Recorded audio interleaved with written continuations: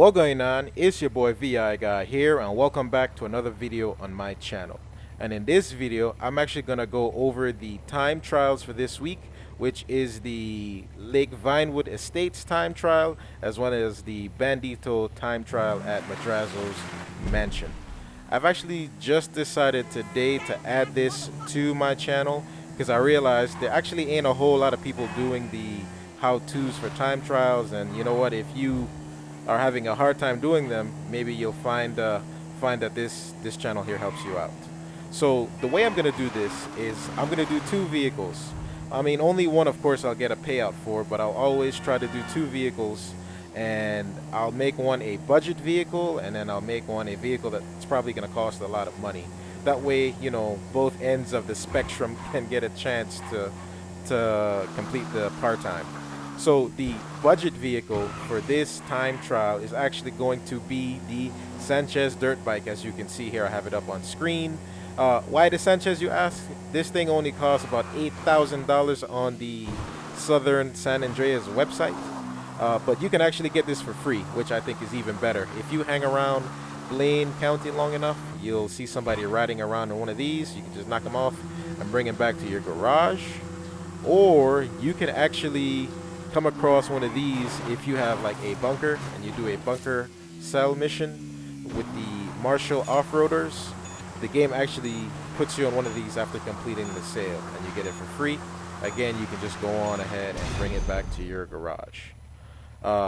As you can see, I made part-time here. There's actually a little clip I'm going to show you here in a second. It was just me fooling around. I was actually able to pull off a stunt and still make part-time literally at the buzzard. Part-time is 1 minute and 26 seconds, and I got it done in 1 minute 25 seconds. And like, if I was any second later, I would not have made part-time. So I'm actually going to get rid of the dirt bike now and just use a vehicle that just came out with the Casino Heist DLC. Keep in mind that this vehicle is fully modified as to where the Sanchez dirt bike was not. And you also want to select a vehicle that is good on as well as off-road, being that this particular time trial has a mixture of both. Just some pointers and tips for this time trial. You're going to want to have to cut corners. You can see this turn coming up here. I kind of went over the slope, try to avoid, you know, poles and, you know, light fixtures, of course. And pay attention to when I veer off the road and when I decide to stay on the road, because it is crucial if you're going to complete this time trial that you follow this path exactly. Right here, I go off-road to go downhill.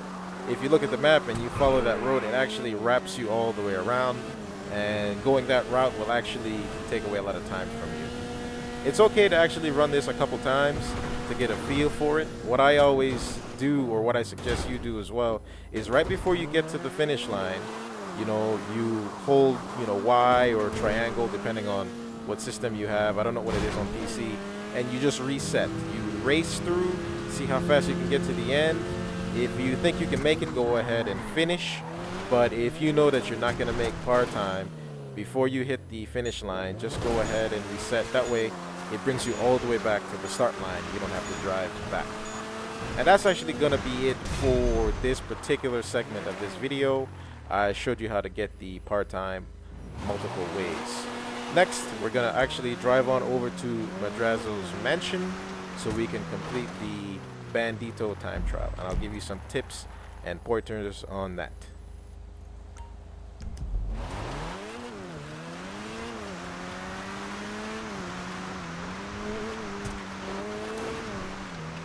So while on our way to the Bandito time trial, I just want to let you know that the Bandito is actually on sale this week.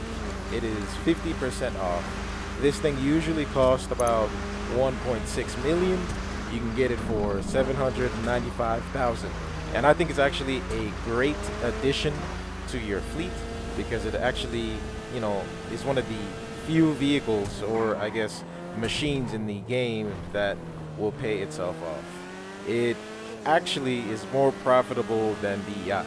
The Bandito will pay itself off after about maybe, let's say, 10 weeks, but I can't imagine how many piracy preventions you would have to do to pay off a yacht. So you know what, it's actually a very good investment. And not only that, the Bandito races are actually kind of fun. You know, once you get a hang of it, it'll, you know, stress you out a few times when you can't figure it out. But once you get it and you get that money, there's nothing like the satisfaction of completion. Also, if you're new here, you can subscribe because I will be trying my best to post the time trial as well as the Bandito races every week so that you don't have such a hard time. I'll try to get you through it as best as I can because at the end of the day, I want to help as many people as I can make that GTA money. So we actually just arrived to the Bandito race, and here's a tip. Usually what I do when I start these is I do a dry run. And what that means is that when I start the race, I go through to it all the way to the end just so that I know what to expect. And a couple of tips and pointers I can tell you off the bat is the terrain. Because this thing is a small little car, it kind of handles too well. So you turn it slightly and you know it wants to make a very hard turn. But I'm sure if you've driven one of these, you already have that. It's just now that you have to apply it to a race with a lot of little obstacles in the way, it can become a bit of a challenge. But once you can get past that, the next tip, I guess, or advice I would say to look out for is the bumps in the terrain. Being here at this little field, you get a lot of dirt roads, you get a lot of obstacles in your way. Chances are it'll bounce the RC car up and down, so try to keep it, you know, on all fours as best as you can. Another technique that I use when I'm turning corners, I let go of the gas. I know it might feel like it's slowing you down, but it's really not a whole lot. It's not that much of a big loss.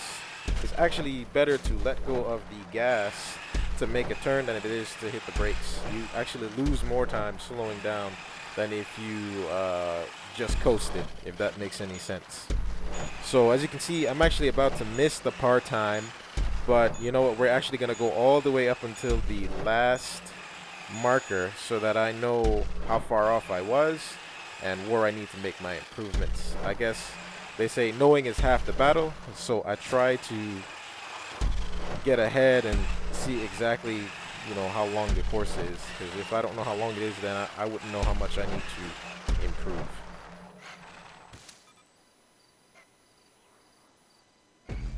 So yeah, it actually took me a while to get this one. Maybe not too long, but you know, long enough for you to see the time of day has changed.